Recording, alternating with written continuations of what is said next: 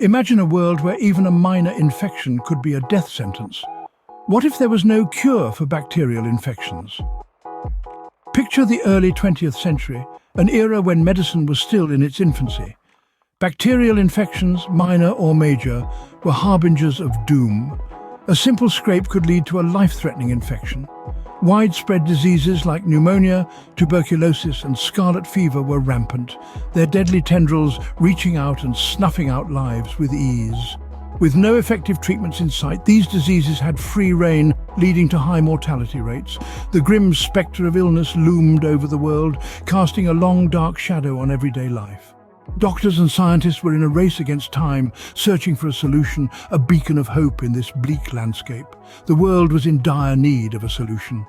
Enter Alexander Fleming, a scientist about to make a discovery that would change the course of medical history. In the year 1928, Alexander Fleming, a bacteriologist at St Mary's Hospital in London, returned from holiday to find something unusual. Upon entering his lab, Fleming was greeted by a sight that would have made any other scientist groan in despair, a petri dish teeming with bacteria, forgotten on his cluttered workbench. But among the bacteria there was a strange invader, a speck of green mold. Now you might think, so what, a bit of mold, right? But here's where it gets interesting. This wasn't just any mold, it was Penicillium notatum, a species known for its distinct blue-green colour. But what really caught Fleming's eye was the clear halo surrounding the mold. The bacteria seemed to be avoiding it, like partygoers steering clear of a bad dip. The mold was inhibiting bacterial growth, a phenomenon that was unheard of at the time. Intrigued by this curious spectacle, Fleming set out to investigate. He cultivated the mold, watching as it waged its silent war against the invading bacteria.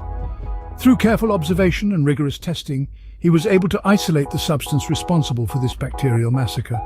He named it penicillin, after the mold from which it was derived. In the world of science, this was an aha moment. Fleming had stumbled upon the first antibiotic, a substance capable of killing bacteria without harming the host organism. Antibiotics were like magic bullets, targeting the bad guys while leaving the good guys unscathed. But the journey from petri dish to patient was not going to be an easy one. Fleming's discovery was groundbreaking, but it was just the first step. The challenge now was to produce penicillin in large quantities, a task that would prove to be as difficult as finding the proverbial needle in a haystack. Fleming's observation was groundbreaking, but the journey of penicillin was just beginning.